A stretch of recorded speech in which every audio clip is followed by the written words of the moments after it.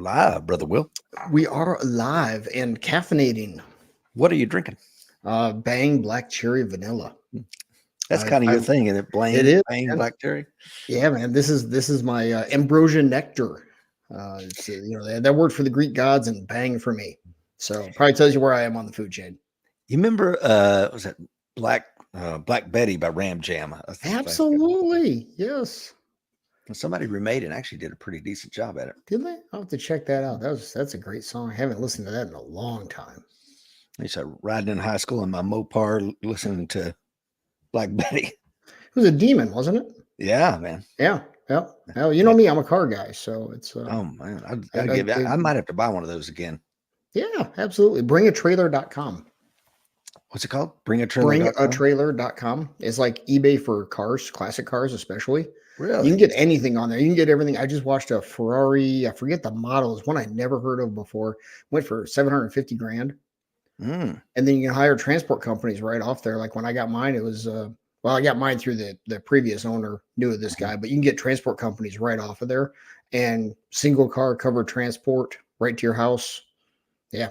You only live once, man. Buy the car. Bringatrailer.com will do, especially since money's about to be worthless. Well, and on top of that, I mean, like when Greta asked me how many cars you need, is just one more. Just one more. Just one more. Always one more. Speaking of Mopar, our brother Alan Kelly's on. He's a Mopar fan. That's right. Good morning, Alan. I got your email, Alan. I've been overcome by events lately, but I haven't forgot you. Yeah, you need to that I think you and I were on the same one. It's the guy who wrote the book about Israel. Watch that video. It is. I can't wait to read that book. Thank you for that email, Alan. Yeah. Will Parker is on, says he is in Hayden. Is that Idaho? Yep. Heading home from final ride of the year. Well, guys, please like and hit that share button. As always, Will has got a great show. And I, as always, will be your cymbal banging monkey that will add some sort of. You know what? You're the best cymbal banging monkey on the internet. Nobody can take that away from you. I do what I can, sir. Yeah. And it's obvious you've been practicing. I have. It really shows. It truly I went to clown college in Portland, Oregon many years ago. Before it closed its doors. Before it was overcome with fire from the Summer of Love. Yeah, exactly. From the Summer of Love and the mostly peaceful protests. Mm-hmm. So this is like the new glasses. I couldn't find my regular ones this morning, so I just grabbed whatever I could find so I can see these charts that Will has here. All right. Well, let's kick it off here with our usual fear greed index. I wanted to jump right into other stuff, so I just made this one larger to eat up a slide. So it's like writing reports back in school would make the font bigger to fill up the 3 pages that are required, right? So we're at greed right now, kind of lower end of greed there at 59. This has been recently into extreme greed, just barely touched it. I'm going to say probably a week and a half ago. We'll see what happens. Obviously, the election's playing into this. The market is pricing in a Trump win. Oh, and your brother's right there for you. He's got a Bring a Trailer link with Dodge Demon. Oh, Jeff. Might have to make a quick slide on that right there. Heck yeah, we'll do. So, thanks, brother. Yeah, that's you can go through some money on that site. Let me tell you that John is on. Sorry to interrupt, Will. No, you're good, man. Yeah, it's always worth interrupting you. So you got some good deals on there? Is that what you're saying? Good deals relative because it's a lot of people know about the site now. So like I've got alerts set for a couple of cars that I'm not looking at if my dear bride is watching. But it's I just like to watch the market on stuff and see what's going on. And to be candid, I watched it for a while to reassure myself I got a good deal on my car. So I'm kind of past that now because I'm just like the car. But amen. So working our way through that. So what's Alan Kelly said there? Alan says Mopar bucket list is my 1971 Plymouth Fury 3 2-door, moving it into storage until spring, then to restore mode. Wow. Resto mod, yeah. Resto mod's a popular thing right now where you take the old car, but you put in the modern fuel injected engine. Some guys go as far as putting in like modern sound systems with Bluetooth and stuff like that. So you get the old car with the convenience of the modern car that you hit the key and it starts. Well, that's what I want because the Demon had some drawbacks. You know, back in the Hmm. day, the handling was kind of crappy, and Hmm. it had the engine, the suspension was fine, but stuff like the braking system was Hmm. crap. I'd love to put modern brakes in that sucker. Yep. There's my personal favorite brakes are the Will Wood brakes. No joke. That's what they're called. That's the name of the Really, company. Yep. No joke. In fact, one of the people who saw my car first was like, they personalized the brakes for you. I was like, yeah. they did. They I'm did. that Yeah. big time. Yeah. What can I say? Wouldn't you do that for me? Um, Of course I but would. yeah, you can put you can get rid of like that. I'm guessing that probably had disc up front, drum in the back. Mhm. Yeah, you can get disc all the way around with like 6 pistons per, all that stuff, and even updated suspension with better geometry on it. It's whatever how far deep down that rabbit hole you want to go. I don't have Will Wood money, so Yeah, not you not wouldn't too far. you'd have to get rid of a bunch of years to get to that. Tony is on. Donald Green is on. Guys, like and hit that share button. We're just getting into it. Fear and greed index. It's That's a lot it. of greed 59. in the So it's market. it's it's coming down. We got a bunch of earnings coming this week for tech companies. I think we got an unemployment number on Friday, and I think maybe even a CPI number, I think this week. Hang on a second. Let me take a Hmm. look. I'm curious now.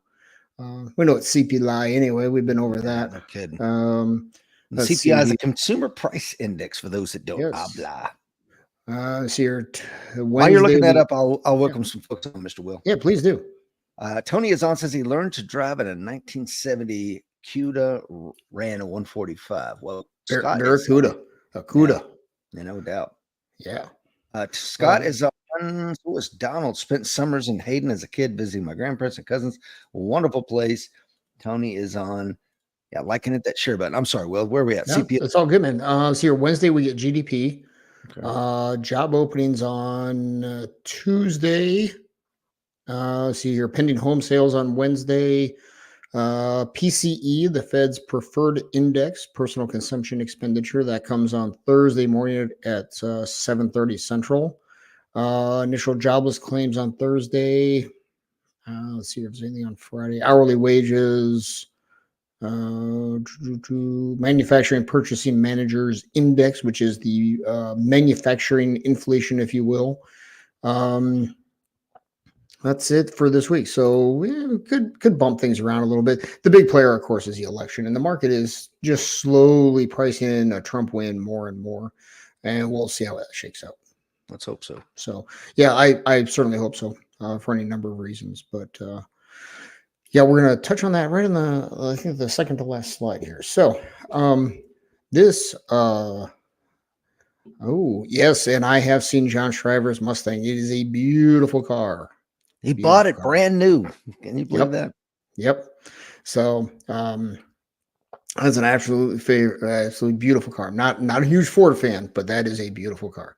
I say that, but my favorite car does have a Ford engine in it. So the U.S. dollar index. So as a refresher, if you want to look this one up on your favorite charting platform, DXY, sometimes referred to as the Dixie. If you're listening to somebody else talk about this stuff, which you should not, you should only listen to us. I'm joking, of course. Not financial Um, advice. Exactly.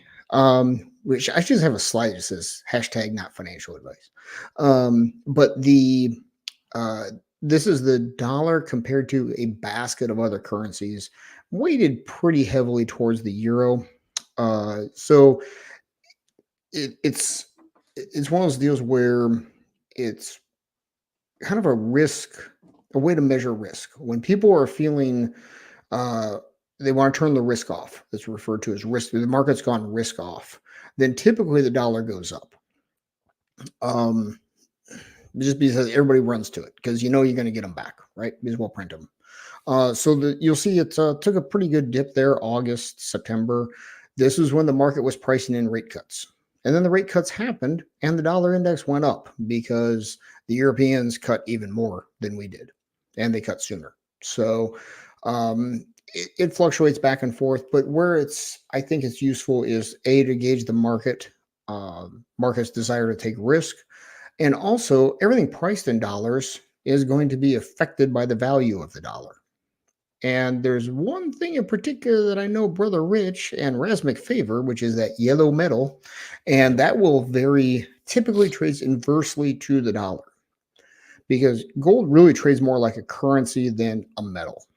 Mhm. And this is different than silver, which trades more like a metal than a currency because silver is used in a lot of technology. It's more of a commodity. So you won't see this typically strong inverse correlation between the dollar and silver. So now this doesn't always hold true as we're going to look at here today. There's times the dollar goes up and gold goes up. Typically that happens when people are scared because they want both. Before we go to the next slide, did you Yeah. see the Bill Ackman interview on trigonometry talking about Trump? No, I saw an interview with him on CNBC. Him going at it with one of the hosts there. What was that other interview Well, about? it's well worth the 50 minutes of going in. It's a very reasonable, sensible thing to send to someone who, who may be suffering from mild Trump derangement syndrome. Like, hey, this is one of the world's wealthiest hedge fund managers, and listen to his reasonable approach to why a Trump presidency is going to be a good thing. But they pushed back. Bill Ackman's like, the dollar's under no threat. We own the printing press; these other countries don't. So we can print all we want. And the guy's like, hey, whoa, can we print all we want? Like, well, up to a point, but nobody knows where that point is. And I'm like, okay, well, that caveat is one of the most important caveats in economic history, Yes.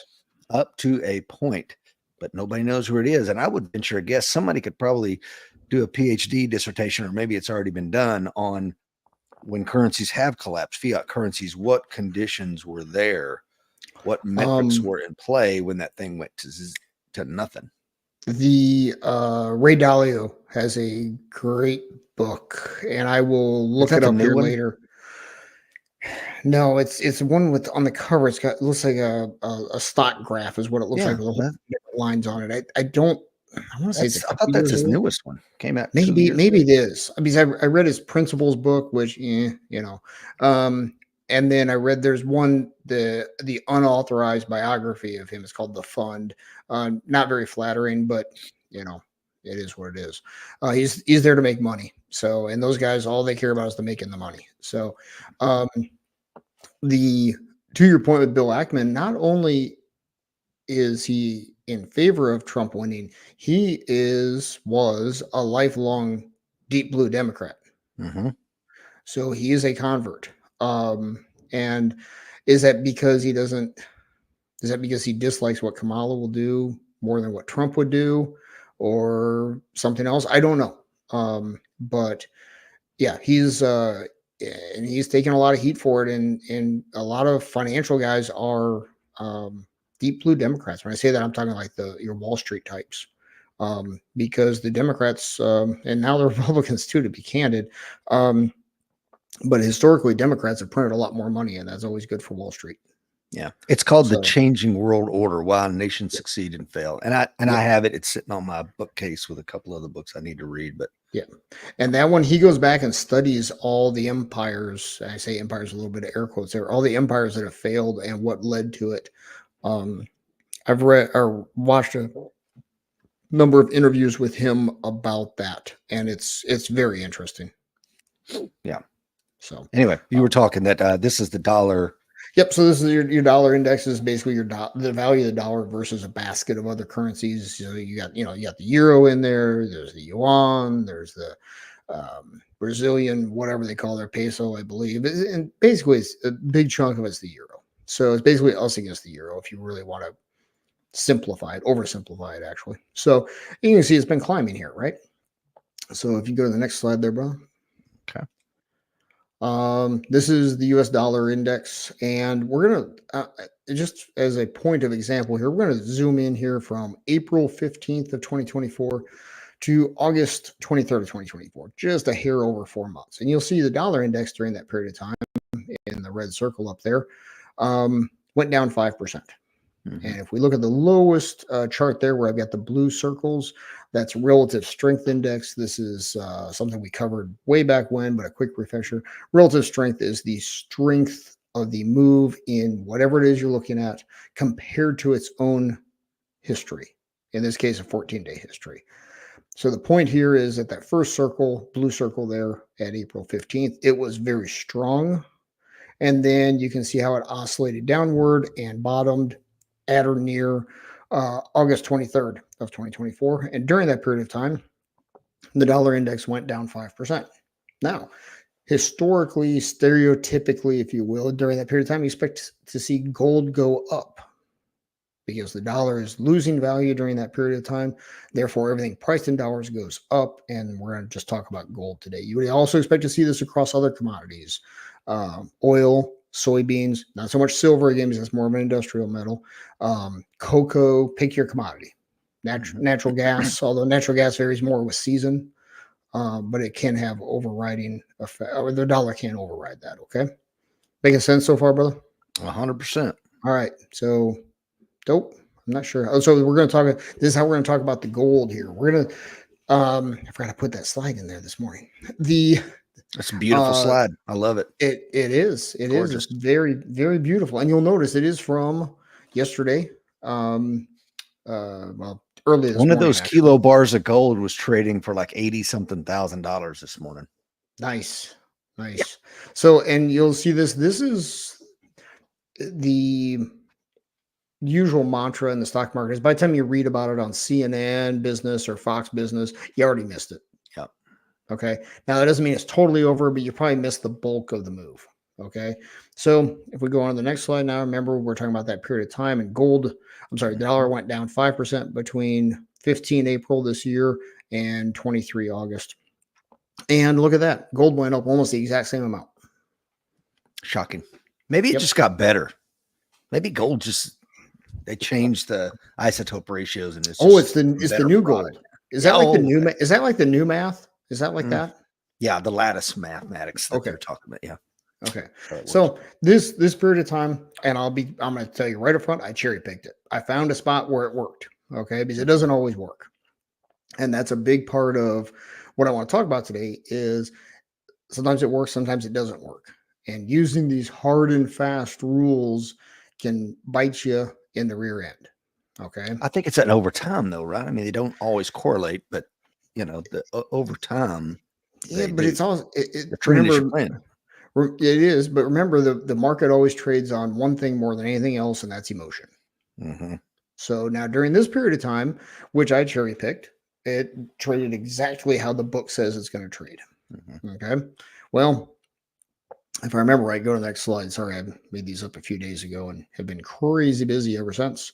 All right, this is a chart of both. The blue line is your gold. Your kind of dark magenta line there at the bottom is your dollar index, your DXY. Just put them both on one chart. And you can see our period of time we've been talking about between April and August. Dollar index is down 5, gold is up 5. But look what happened since then. The dollar went sideways for a little while till sometime in September, and then the dollar's been going up and gold's been going up. Mm-hmm. So, works, but doesn't always work. We can even look just before August, the dollar was slowly moving up and gold moved up rapidly. So my point here, guys, is that gold has been on a run. It's been on a tear this year. It's up, 30-something% this year, Rich? Mm-hmm. And so now hold on. Let me finish here, okay? Let's say the word. Every dog has a day, and gold is just another dog, okay? Oh, just control, brother, control. I'm saying a word. So, we're going to dig into this a little bit here now. And my point isn't not to own gold. You shouldn't own gold. Full disclosure, I've got a fair amount of GLD in my 401k right now. Okay. And I've got physical gold here in the house. I'm not against gold, but my point is that if you're going to look at anything as a way to invest, there's good times and there's not good times. So, well, again, it's like nobody. Razmik probably wouldn't even say gold. Member himself would not say all in on gold. I mean, it's maybe 5 to 10% of my portfolio. I mean, and that's not financial advice, but it needs to play a role, right? Right now I'm running 25%. See, there you go. But you're talking about ETF gold as well, right? Correct. Yes. Okay. And the reason is I to turn that into physical gold, I would have to pull so much out of my 401k and pay so much in taxes and penalties, I'd never make it back. 100%. So, and that's of course the problem with gold, right? Is it's hard to amass any serious amounts of physical gold unless a person really dedicates themselves to that. And then you run into, how do you sell it? And then you got to pay the premium when you sell it too. And So, on that, I talked to some people recently, not that I would sell gold, but just I always want to find out what the market's doing. And I think Mhm. she said 90% of spot price.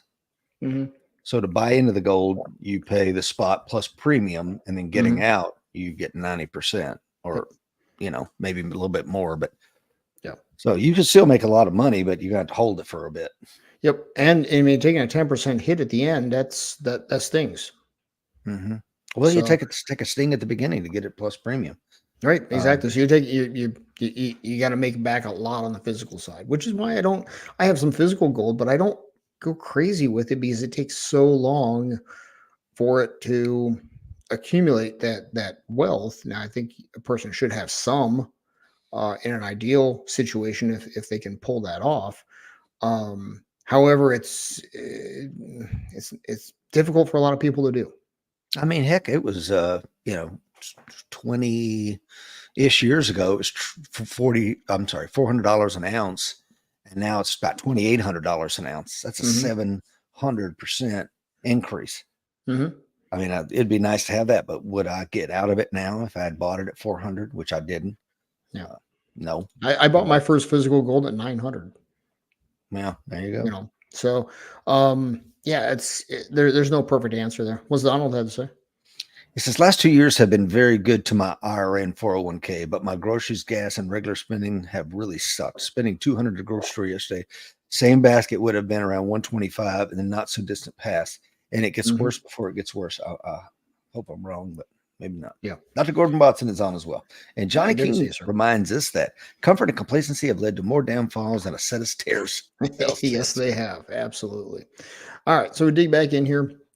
Now, I will agree with you entirely that over longer periods of time, you will definitely see the correlation between the inverse correlation between the dollar and gold and Mhm. commodities in general. You got to remember too, other commodities, even like oil, will also be dependent on economic activity. If you go into a recession and the value of the dollar plummets, well, oil goes down as well because there's less economic activity. So, these things are a lot of yes, but for the other commodities. But let's just stay on gold before I distract myself anymore. So the which I'm pretty good at these squirrel moments. So the a big part of the gold move at any time is the value of the dollar because it's priced in dollars. The bigger part is the emotion out there. Is it a recession? Is it growth? And the reason I got onto this, guys, was I was actually sitting in a hotel room putting together kind of like our usual kind of show with a bunch of news articles and stuff. And then I got thinking about this for my own portfolio. So I went down a rabbit hole. And next thing I knew, I put a show together. Hmm, So this started off for my own education, and then next thing I knew, here we are. So I dig it. so let's dig in a little bit further here. Can we hear the dulcet tones of Brother Rich here reminding us what M2 is? Absolutely. M2 definition and meaning in the money supply. M2 is the U.S. Federal Reserve's estimate of the total money supply, including all the cash people have on hand, plus all the money deposited in checking accounts, savings accounts, and other short-term saving vehicles such as CDs, retirement account balances, and time deposits above 100,000 are omitted from the M2. Okay, so there you have it. There's M2. Think of it as the supply of money out there.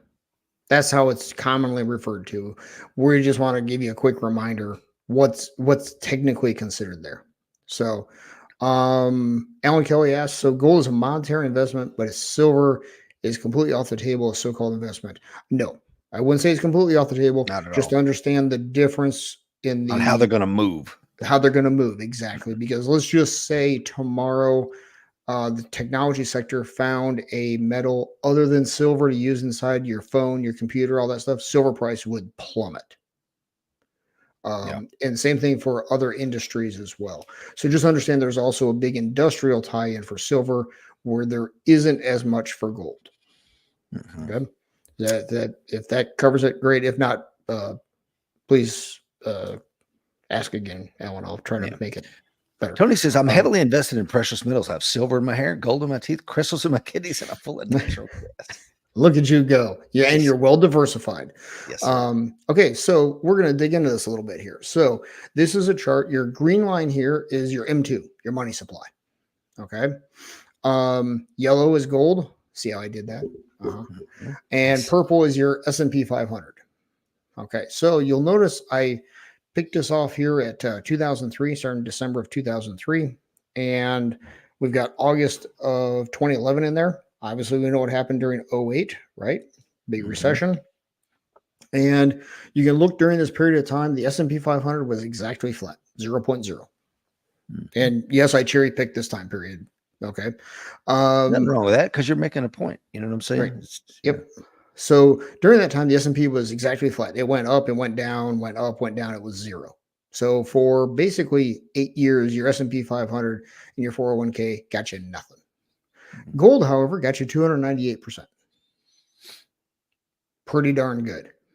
Okay. Then look what happened between August of 2011 and August of 23. Gold got you nothing. Yeah. The Okay. trough. Yep. So now if we go to the next slide, I think I got and we're just showing the relationship between those dates. Next one, then we can talk for a while. During that period of time, your S&P 500, and I see I missed just a little bit, got you 263%, while gold got you 0. Mhm. Now let's going back to the psychology of these times, guys. Let's think about 03 to 2011. 03 was the trough for everything after 9/11, the dot-com crash, right? So during that period of time, and then especially when the GFC hit in 08, there was a lot of fear. So people ran to gold. Gold ran way up, and the S&P and NASDAQ and everything else in the stock market was up and down and in essence sideways from now this chart I've got it going from 05 to 2011 here. The so the point is during the time of fear, gold went way up. Mhm. And then about 2011, things started settling down, right? They printed a whole bunch of money. Look at your M2 supply, right? It was climbing before 2011, but we know after 2011, Ben Bernanke was terrified of deflation, and old helicopter Ben started dropping money out of helicopters, right? Mhm. And so we see what happened to the money supply, and look what happened to your S&P. It tracked right along it, caught up to it, went beyond it, okay? And so the mood of the country, the mood of the market, if you will, changed. It went from one of fear to one of growing optimism starting in 2011. It didn't really get going real good until about 2013 or so, right? Mhm. But it came along. And then as that fear subsided and people were more optimistic, gold went down because they wanted to capture those profits, and B, there was a better opportunity out there, which was the stock market. Okay. Can I ask you a crazy hypothetical? Absolutely. And I'm sure if Trump gets in office, we'll be talking more about tariffs. You think the Mhm. market is nervous about if Trump gets in with the tariffs? I don't know. Hadn't really thought about it. So the only tariffs that I remember during my lifetime, and that is one thing I'm going to bounce back to Ray Dalio's book real quick. He said the things that have surprised him in the market. Now, bear in mind, this guy in his late 70s said the only things that have surprised him in the market are things he was not alive when they previously happened. Mm. So So if you're living that through the led him, time contextually, it makes sense. yeah, so that's what led him down the path of writing that book, The Changing World Order, was to study things that happened when he wasn't alive. Okay. Mm. So with that said, my only experience with tariffs during my life was during the 80s when Reagan put tariffs on Japanese motorcycles, which we've talked about before. It kept Harley Davidson alive. Mhm. And oddly, nobody complained about those tariffs because everybody wanted Harley around. But um it I don't remember that really slowing down Japanese bike sales. Now they were much more popular then as well. I mean, that was the rice rocket era. That's what Mhm. every young man wanted, this one included. And it wasn't a huge tariff. It was like $600. think it was $600 for under 600 cc's and $1,000 for more than that. Now, obviously, money was worth more then, but I But that's don't just know an if the attempt to level the playing field. He's not trying to, you know. yeah, he wasn't trying to. It wasn't 100% tariff like Trump is Right. talking about. Now, we know Trump. He talks trash, right? Mhm, So 100% tariff could easily turn into 18% real fast, right? mhm. And Tony's right. Before taxes, tariffs paid the bills. Prior to And 1913, that was it. yep, and the everybody wants access to our market. Now, where I personally am a fan of tariffs is level the playing field. China's Mhm. not going to let us sell Chevys and Fords in China without a huge tariff. No, it's fine. You don't get to sell fill in the blank over here without 100% tariff or whatever it might Quid be. pro quo, baby. Exactly. So, um, I don't know if the market's really nervous about tariffs or not because I think the market knows Trump well enough at this point to know that he's not really going to. I doubt he'll get 100% tariff on much of anything. It'll get negotiated down. It's an election talking point at this point as far as the number. Um, Yeah. What's Donald say? he says in the 60s and 70s, tariffs on imported pickup trucks, if he's not mistaken, why there are so few antique foreign pickups. Interesting. I hadn't thought about that. Well, Wasn't to aware of his that. point, man, to his point, my grandfather bought a Datsun back in the early 70s that would be worth, I mean, somebody paid him, I mean, in the 90s, way above what he bought it for. Yeah. Because my grandfather took real good care of it. It was one of those tiny little Mhm. Datsuns from like Yep. 1972 pickups. He loved Yeah. that thing on the farm, and I'd love to have it now. It'd be a collector's item for sure. Yeah, for sure. So, I don't know if the market's really too worried about tariffs. And now that I think on it a little more, it's also But going to these are mean other multinational companies. corporations, is what I'm getting at. You know, Okay. these Yeah. companies that have tentacles everywhere. You think, well, it's not going to hurt anybody. This is an American company. Yeah, but the suppliers are in China or Yeah. See, and wherever. then So that brings up the next bailiwick. If it's American made company, do they get tariffs put on them, even though it's manufactured somewhere else? And if they do, does that incentivize them to bring the manufacturing back here to the States, mhm. which overall I will agree is a good thing. However, then you have to build factories here. American workers get paid more. This is all inflationary. We don't have enough workers now, which is going to bring on a need for more immigration, which is going to bring more issues, right? So it's like a spider web. You pull on one part that seems really simple, like, hey, we're going to add tariffs, and then it has all these downline effects that take years to happen. And let's remember the first time any state started talking about secession was South Carolina over the nullification crisis because of a tariff that Hmm. they felt was unfair. They wanted to buy cheap British goods at the time. And Andrew Jackson says, I'm going to tariff the hell out of Britain so you'll buy more American goods that are manufactured in the North. And Hmm. South Carolina went, how is this fair? I got to buy Northern crap at double the price when I could get British goods. And they were like, hey, I'm ready to go to war over this thing. So Yeah. ultimately, Jackson backed off a little bit and it was, kind of a nothing burger. But I mean, tariffs is not just like don't think for a second is where I'm going with this, that certain regions of the company won't be impacted differently from tariffs. You see what I'm saying? Yeah. Oh, for sure. Yep. Yeah. I agree. And it's kind of like the money printing during COVID when guys like you and I were out there going, this is going to cause inflation. And 4 months later, people were like, I don't see any inflation. You guys are just, chicken little. Right. Well, it takes a long time. There's long lags in there. It'll be the same thing with tariffs. It'll take a while because first you have to get it through Congress, then it has to take effect because there'll be a period of time in there. It doesn't, whatever, 90 days, 180 days. And then you see the downline consequences of higher prices initially, right? And then on those products, and then it'll take a while. Will that drive some inflation before American manufacturing of fill in the blank product start to happen? So could it cause um, a short term disruptions, shortages in the market in some things? If there isn't enough lead time in there, I believe it could.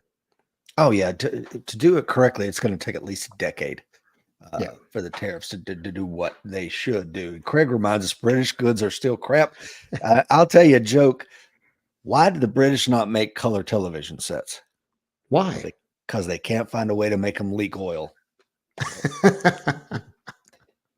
But yeah, As a car guy, do you know how you can tell when a Jaguar is out of oil? mm-mm. It's not leaking oil. Yeah, Same jokes were made of Harley Davidsons back in the day before they got their act together. yeah, it's a quality issue. But let's go back to the tariff thing. Yeah. I think that this is a Craig says, ouch. Of course, he's over there in the UK right now. Yeah, love you, brother. Now we'll come back to the tariff thing. I'm sorry, I don't mean to interrupt your show. That's all good. No, no, go ahead. We can bounce back into this. It's a good Well, discussion. I am a huge fan of the tariffs if Mhm. they're used correctly. This is an amazing tool that we've just completely, if you look at the elements of national power, we've talked about this a lot. It's Mhm. the acronym is DIME, DIME, diplomacy, information and intelligence, military, and the economy. This is Mhm. an element of national power and tariffs is one of the tools in the economy that we have just completely, we don't use it like we should. Mhm. And again, if China's going to do currency manipulation and tariff Mhm. the hell out of us, well, why are we not doing the same? It makes Yep. no sense. Here's the biggest. I never thought about it this way until right now, but here's the biggest challenge I see for tariffs, and that is it has to it has to make it through election cycles. As you said, it takes a long time. Mhm. Well, we know if Trump gets in and this comes to pass, well, in 4 years, there's going to be somebody else. And let's Mhm. say they give I'm going to make it easy for my examples. You get a 5 year lead time before this tariff kicks in. Well, the next president come in and just go, never mind. All right. Right. And you never see So the fruit.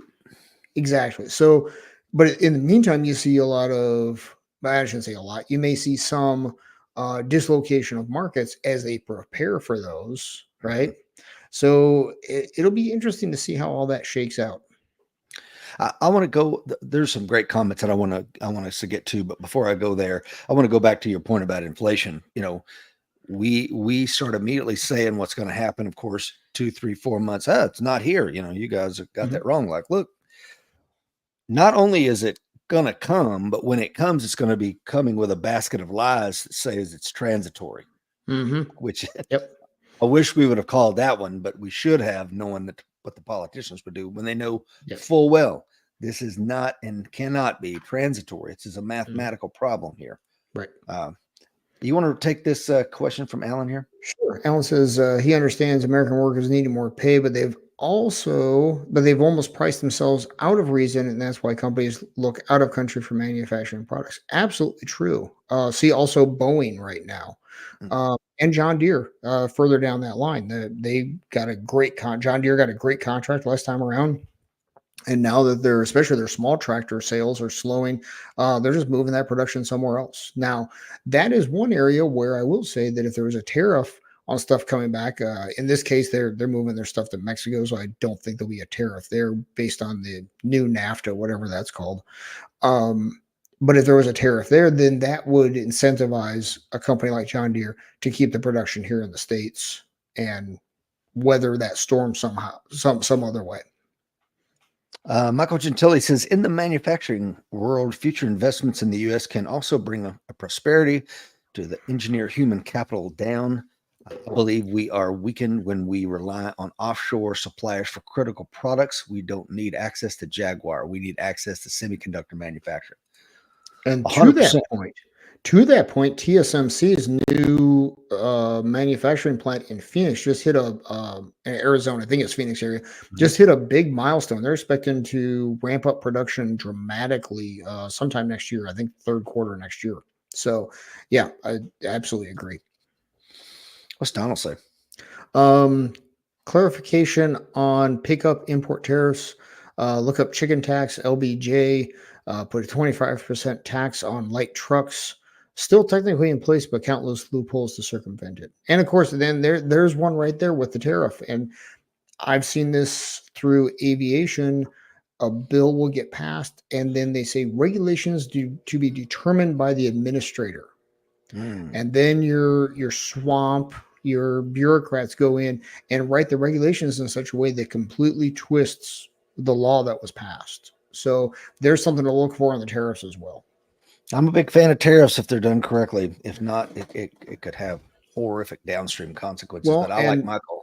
I like Michael's point, though. I mean, I do. as Yeah. American manufacturing, and Michael knows a lot about manufacturing. He was a CFO of a German optics company and some other things, and so yeah, he knows damn well what the manufacturer is all about.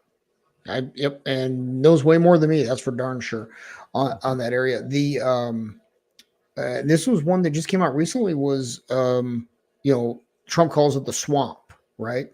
Mhm. Obama called it the blob, Mhm. and he had similar frustrations as to what Trump had.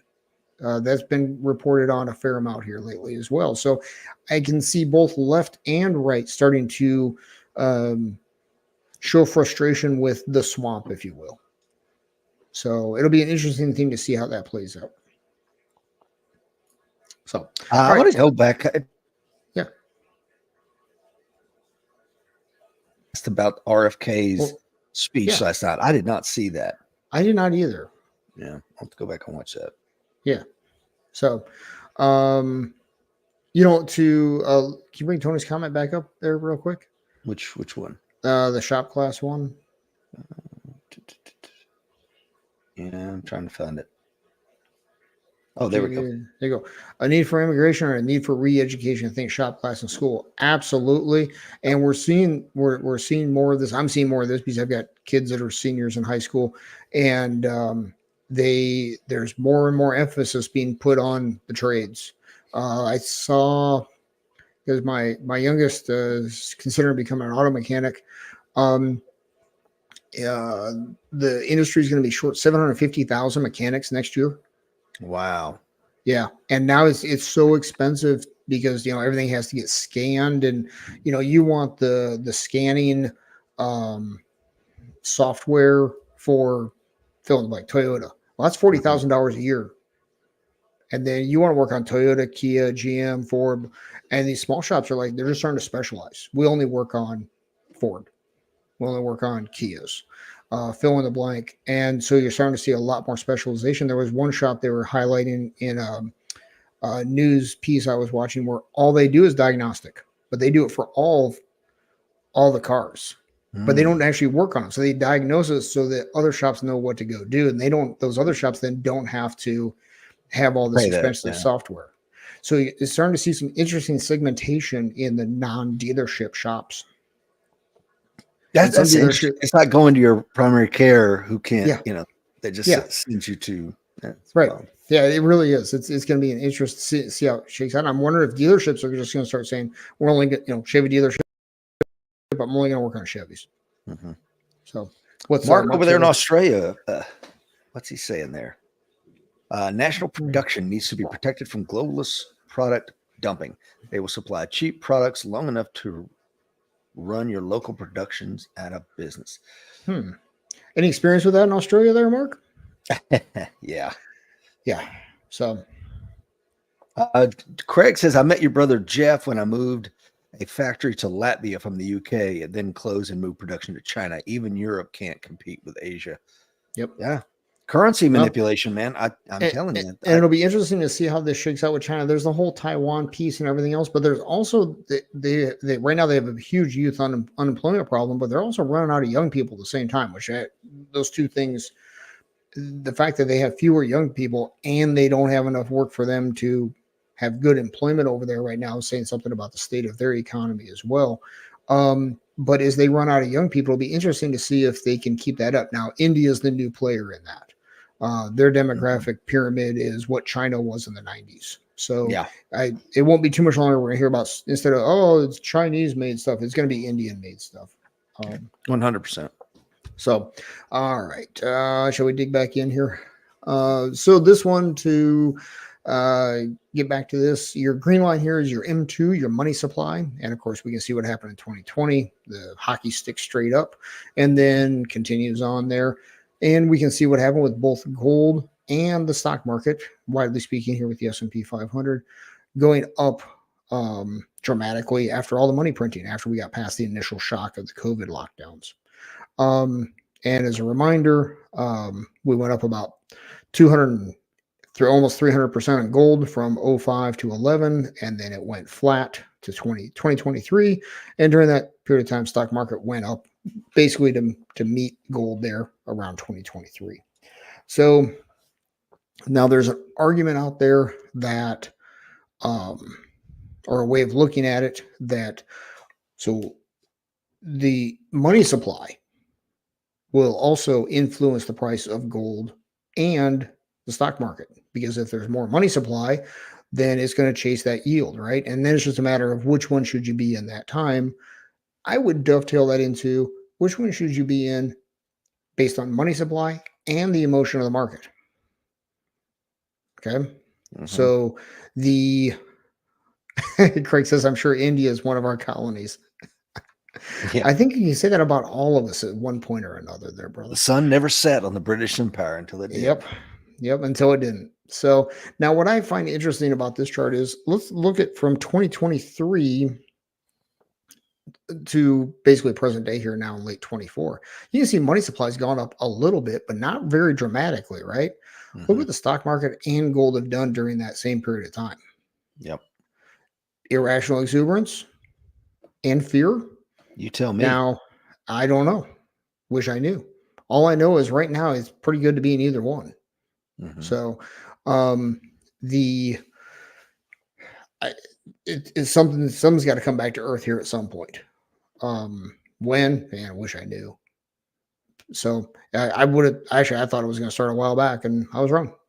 So I think you and I are always thinking this thing is going to happen faster than it does. You know, and one of these days I'm going to get through my thick skull that it just doesn't.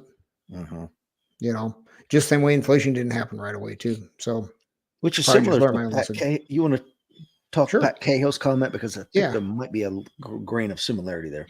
Okay, tariffs or no tariffs is the same as trying to convince consumers to buy locally from small businesses. The consumer drives the market. If their purchases are made based on price and price only because of their economic circumstances or inflation, they buy what they can afford. Yeah, very true. Very true. So go ahead. I'm sorry. Well, I was just going to say tariffs can drive that decision, right? So, but I mean, here's what pisses me off. If you haven't read the book, I think it's called The Toyota Way. Highly encourage people to read that book. It's incredible. And you know, let's pretend you have tariffs that are protecting American auto manufacturing, right? And the American auto manufacturers just don't give a shit, and they build crappy cars because they're making more money on the finance or whatever, right? And that's what they were. They're interviewing all these people like, yeah, we're drinking beer on the line, crushing the cans and just throwing them in the door and then put the panel on so that beer can would rattle around. And that's a disdain for your consumer. That is right. I'm like, you just hate the people that are buying your cars.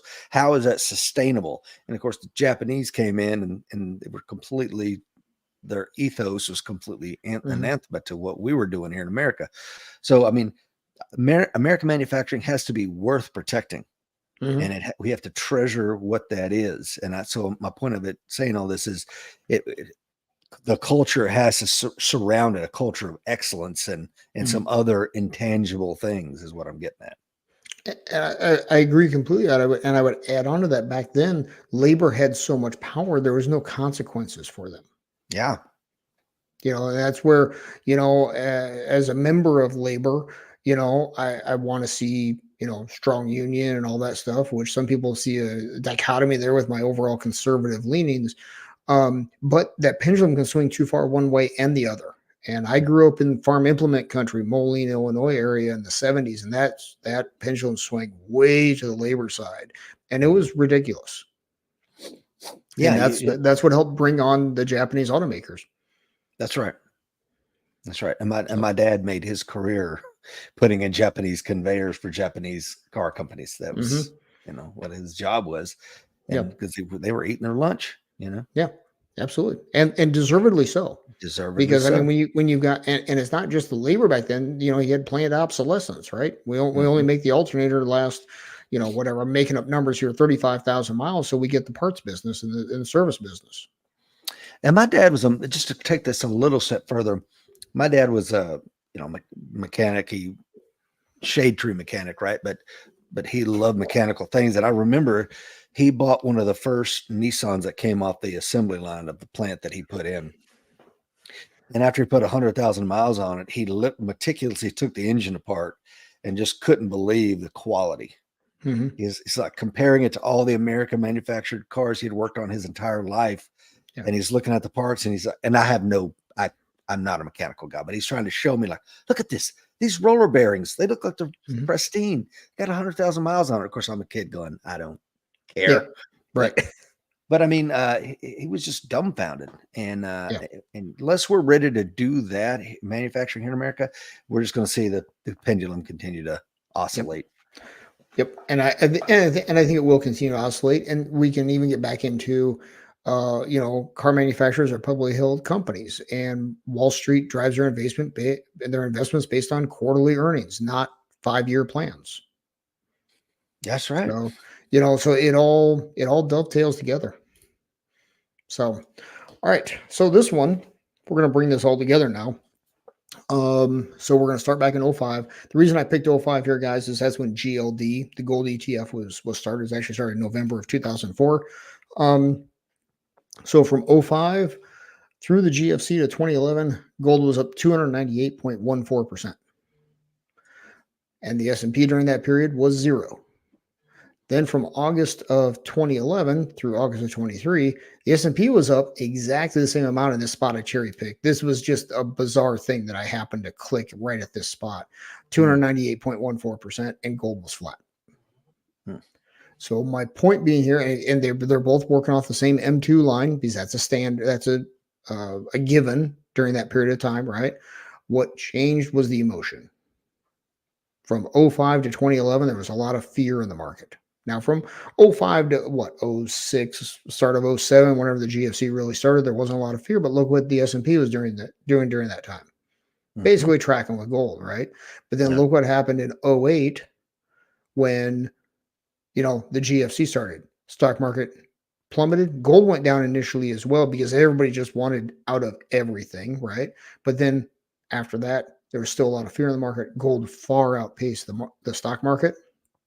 And then as people became more optimistic, when the stock market climbed its way back to being down zero in 2011, then the stock market took off because people were more optimistic. They could see the effects of basically, I think, all the money printing, right? And then gold went flat for the next 12 years.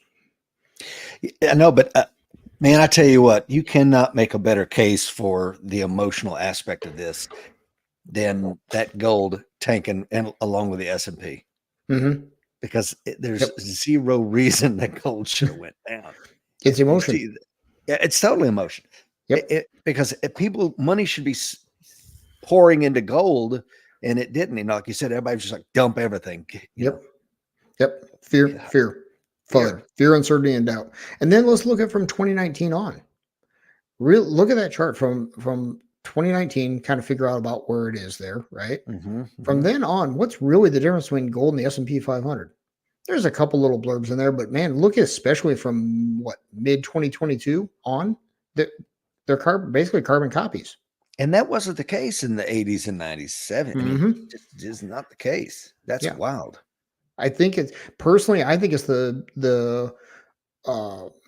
actually, if you want to go to the next chart there, brother, I think I got some. Rasmic is on. Here. Speaking of gold, he heard us talking about gold. Yes, his ears were burning out there.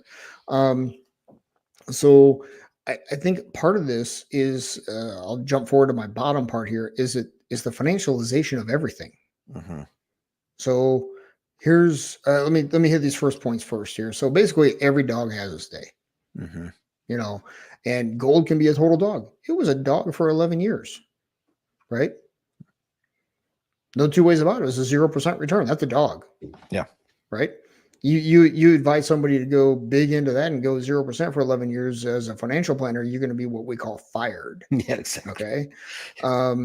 Same thing, and that can roll both ways. So my point here is don't get married to any one thing. And that's my point to myself as much as anything. Okay.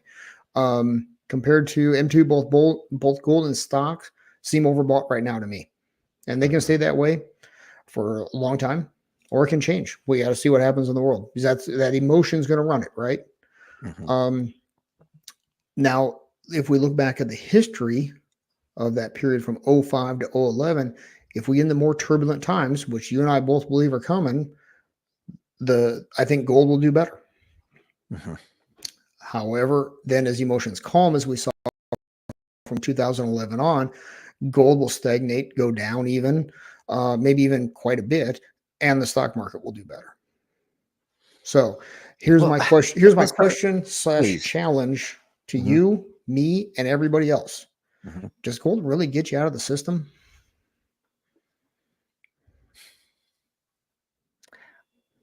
There's so many things I think gold can do, and we Hmm. did an entire show with Razmik just Yep. talking about this asset class, and it's a long term investment. It's a hedge uh, against inflation, against the Hmm. dollar. I mean, you could look at it like real estate if you wanted Hmm. to, instead of an investment vehicle. Hmm. So I don't look at it as, I would never buy a gold ETF. I mean, there's nothing wrong if people just decide to do that, but to me, it's just something that, I mean, let's say there's shiny rocks that I hand off to the grandkids someday. Hmm. But if things go really bad, those shiny rocks can be worth something when you're a trillionaire in U.S. currency and you Yep. can't get a sandwich. All true. I Yeah. agree. I agree, and that's why it's part of my physical portfolio, and also I hold in the 401k for the reasons we talked about before, because to pull that much cash out of the 401k, the taxes and fees would be, I'd never make it back. Well, I shouldn't say Yeah. never, but things would have to go really bad to make that back. So at one And point, really, it's climbing. I mean, hell, when Seeklander and I were buying some gold back in the summer of love and stuff like that, or a little bit before, maybe a year prior to that, $1,400 an mhm, ounce, and now yep, it's double that, 200%. yep, yep. So you know, guys like us, and especially me, it's the value of gold at one time more so, I think, than now, and definitely the way Bitcoin started was you get out of the system, right? Yep. And at one point, Bitcoin was that, and at one time, gold was that, right? Mhm. But But now we've I can seen what the go, government what is it, 1933, Will? yes, All of yep, a sudden, oh, yep. And now look at the similarities here between gold and Bitcoin. So at one point, gold got you out of the system, right? mhm, And then government, quote unquote, took control of that. And then later on, the market took control of gold. And by that, I mean, I can go buy options on GLD. I can go trade futures on GLD, which all of that also means it can be manipulated, right? right. Look at Bitcoin. You got Bitcoin ETFs. You got ETFs that short Bitcoin. You can buy futures on Bitcoin, That's just right? gambling. I It's mean, that's it's just been straight up gambling. it is, but the point is that it's become part of the system. That's my Mhm. point. So, It's at almost 69,000 per mhm, coin. Now, of course, yep, there's what, 54,000 satoshis to a Bitcoin or some metric like mhm, that. yep, Uh, but my God, man, I mean, in the last 5 years, it's gone up, 640%. I'm looking at the mhm, yeah, Google. yep. And the first time I became aware of Bitcoin, $300. Hmm. Yeah, I think I kicked myself for that one a few times. Yeah, sure do. So, but that's the so my point here is there's a time to be overweight in gold, and there's a time to be overweight in the stock market. Hmm. Right now, both of them are doing great. So I don't know. I mean, hashtag certainly no financial advice in there, because I don't know what to do. Okay. In the meantime, just ride it till it bucks you off. Hmm. But What's it'll be Pat say? interesting to see how it shakes out here. Says if we are really concerned about the economy, then it's imperative to do our part. I'm sorry, I guess if we're really concerned about the economy, then it's imperative we do our part. Our vote matters. Remember, not only to vote for president, but vote for all the other downstream candidates on the ballot. It will make a difference. It may arguably have a greater effect on our lives. And I would argue uh, in favor of what Pat said, your local elections, your school board, right? That I'm a big believer all politics are local. Mm. So um, on a lot of big picture stuff, huge difference between Harris and Trump. But as we talked about, the swamp or the blob, as Obama put it, can certainly slow down, morph, block a lot of things that anybody wants done, right? Mhm. So what's Will Parker said there? 90% of these states questions, this is the answer. Should the government ... No, like many Yeah. statistics, this is made up. Yes. I believe it was 96% of the study I read or made up. So, so this is from CNN this morning. TGI abruptly closes dozens more locations as bankruptcy nears. And this is after they closed 36 back in January and closed 62 last week. So not a good sign. They're getting undercut by fast food. So I'm reading that as people are trading down. Yep. So just another signpost out there in the wilderness.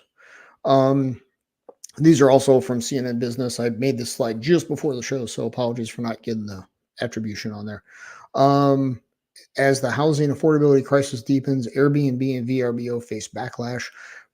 We've been seeing backlash coming up because investors would go into places and buy up properties, Airbnb them, and then locals could not live there because they drive the prices up and there's nothing available. We started to see backlash with communities putting in ordinances to stop more of that. And I think now we will eventually start to see them. They can't force anybody to sell, right? But they could, in fact, put quote unquote tariffs on there to make it less affordable to run a VRBO, right? So this is me supposing. I did not read the article. I'm just going off the headline and what I've seen in areas where I'm looking at real estate. Well, yeah, anecdotally, I mean, my brother, who's spent a lot of time in Key West, and that's what he said. You know, everybody's coming in there and buying up these properties, turning them to Airbnb, and then all the service workers who take care of the tourist dollars can't live there. And where are they going to live? You know, several keys up, and it costs a fortune for them to drive down. I mean, it's this unsustainable business model. So I don't know what the solution to that looks like. Yeah, well, whatever it is going to take time. As you know, I've been looking in the Fort Myers area for my spot in God's Waiting Room, and that market is just slowly falling apart right now. So part of that's the hurricanes as well. But homeowners insurance down there has gone through the roof, and there's people literally selling, and they need to sell before the next homeowners premium is due because they can't afford it. Yeah, which is a terrible spot, and I feel sorry for them. I do too. You know, Don says over 28 years in the financial advisory business, the primary reason any client used for having gold in their portfolio was, quote, as an emergency currency when the market and economy collapse. Not if, when. I think that's why he's using capitalizing there. I always reminded them that emotions, fear, hope, and greed rule the market. Fear is the strongest of them all. And I think you have made an excellent case for that this morning, Will. What is Alan saying? There are several companies that are teetering on bankruptcy and closing numerous stores and laying off employees. Yes, we're certainly moving in. We're late cycle. No two ways about it. Now, how long will it last? My own personal, I don't have my tinfoil hat handy here. Not sure where it is. Terrible. Oh, well, I got a new one in the box upstairs and it's in a roll right now. Every box comes with one. Exactly. Numerous if you do it right. But my guess is both Team Red and Team Blue would be okay with a recession next year. Trump, it won't matter to Trump. He can't run for election again. And if it's Harris, then people will forget and then the media will whitewash it by the time she runs for re-election. So if you go back to the previous slide for just a second. Sure. This is one that got me now. And this is me not changing my perspective on money because I'm just not. And it's something I need to change. But more families making over $150,000 are living paycheck to paycheck. And they aren't living in a house like that if they're making 150 grand as a family. That's for sure. Right. But it's still tough for me to get my head wrapped around starter homes, even up here in Wisconsin, are 150, 170,000 when I bought my first one for 72. I still have a hard time wrapping my head around that. But it's what the market is, and I need to get past it. Well, and I did that the other day. Lisa and I bought our first little starter home, I think, for $69,000. And I think if you adjust for inflation, it would be 180 or something like that. Yep. Matter of fact, so this is a fun little one. Greta and I, our first home was actually a duplex, and we lived in the upper and rented out the lower. And as we're looking to get back into having some rentals here over time, I said, wouldn't it be cool if that house came up for sale on the market, that duplex came up for sale on the market? And it must prove that the phones really do listen to us, because like 3 days later, it was on the market. And we Mm, went and looked at it, and it's just crazy what they're asking for. And it's just like, yeah, no, just yeah. no, I'm not giving that for it. Um, so, and I was talking with the realtor there, the seller's realtor, and there's been other duplexes that have come on the market that were in really good shape. We're talking Wisconsin, central Wisconsin area here. And the banks are loaning out more than the rents can justify. Mhm. And he's an older guy, probably in his 60s. And I was like, huh, smells a lot like '06, huh? And he was like, Mhm. oh, absolutely. And up here, there you can't find a multifamily property for sale up here. And there was one that went on the market. Today's Monday. It went on the market Wednesday and went contingent Friday.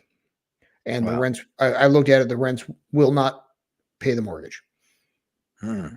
And this still went contingent in 2 days. The one I looked at before that went contingent the day it went on the market. And it Wow. went for 30,000. It was they were asking 250, and it went for 280. Holy cow. Yeah. And that's in So Wisconsin? that's in Wisconsin. Damn. So yep. So I'll be biding my time up here. So Mhm. yeah. So So anyway, you can get to God's waiting room. that's it, man. And then the last one down here I found Oh, interesting. sorry, buddy. No worries. Daughter of Los Angeles Times owner says Harris endorsement was blocked over Gaza war support. Now we know the Washington Post refused to endorse anybody, as did the LA Times. But I found it interesting, in the past, these newspapers like the Post and the LA Times, lockstep, team blue, didn't matter. Um, and then for the LA Times owner's daughter, um, to say it was blocked over the Gaza war support, wondering if that quote unquote blue wall there with the media may be falling a little bit. Just maybe, maybe not. Overall, it won't, because they're singing off the same sheet of music, but it may not be quite the lockstep we've seen. In the case of the Washington Post, the last time they failed to endorse someone for president was the 1988 election. Oh, really? Yeah. So it's not without precedent, but it doesn't happen very often. Hmm. So I just found that little something for us to start keeping an eye on. So Yeah, there's so much to keep an eye on. yeah, there sure is.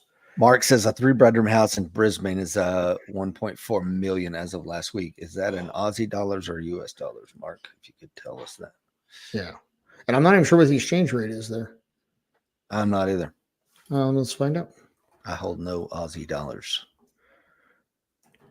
Bear with me as I type here. Basically, so it's $1 Australian is 0.66 US dollars. So that would be about 800,000 ish. Yeah.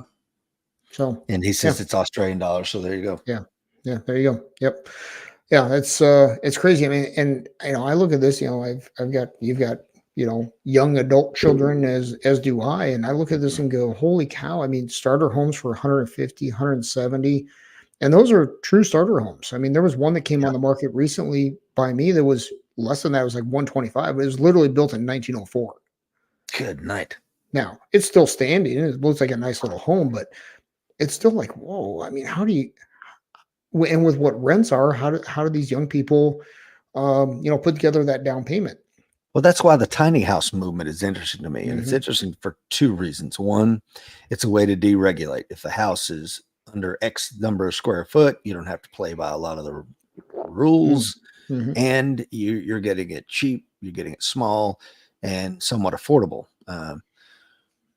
But I think the markets, the Harris administration's plan to give everybody $2,500 million to buy a first house and stuff like that. I mean, I just loathe that kind of shit. I mean, it Yep. is wrong for so many reasons. Yep. And then we're still trying to buy votes with student loan payback. And Mhm. like, okay, Yep. what if I paid off my loans? Can I just get the money? I mean, what if I made a bad financial decision on something else? Will you give me money too? Yeah. No, they won't. No, they won't. No, they won't. So, see, Alan Kelly says here he built his first home for 39,000 with a lot of sweat equity, and recently sold for 225. And how much of that is shortage of real estate? How much of that is devaluing the dollar? It's a mix of everything. Mhm. So, all right. So, speaking of markets, politics, all that stuff, what's our last slide have to say there, brother? You either quit or keep going. They both hurt. Choose wisely. Love it. Yep. And I think everything's going to hurt here for the next number of years, 3, 4 years, whatever it is. Yeah. It's So, man, what the next time we come back together, Will, it'll be, the next day will be post-election. election day. Yeah, because Mondays, I'm out for Mondays in November, so we're doing Friday evenings, correct? Is that right? We're Yeah. doing Saturdays. I can't remember what we set up now. Fridays. Yeah, that's a good point. I'll have to get that out Yeah. on the. I know we set it up, but Yeah. yeah, we'll have to figure that out. So, So we're out next Monday, right? correct. Yes. Okay. And That's Tony says his mortgage identifies as a student loan. Yes, mine does as well, as a matter of fact, as of this moment. So, Where will you be on election night, Will? I will be on the road. I'm not sure where I'm going to be. You flying? I have to look. I can't remember. Yeah, I'm out plodding around the world. Okay. I was going to say, check into it, because if you're maybe doing an election night coverage, if you got Yeah, 30 yeah. minutes, Let's take that'd a be look fun. at that. I'll see what my schedule is. From a hotel room somewhere deep in the bowels of America. Yes, in an undisclosed location. So just like Dick Cheney. So All right. You want to take All right. us out, sir? yeah, the fight's coming. Be ready.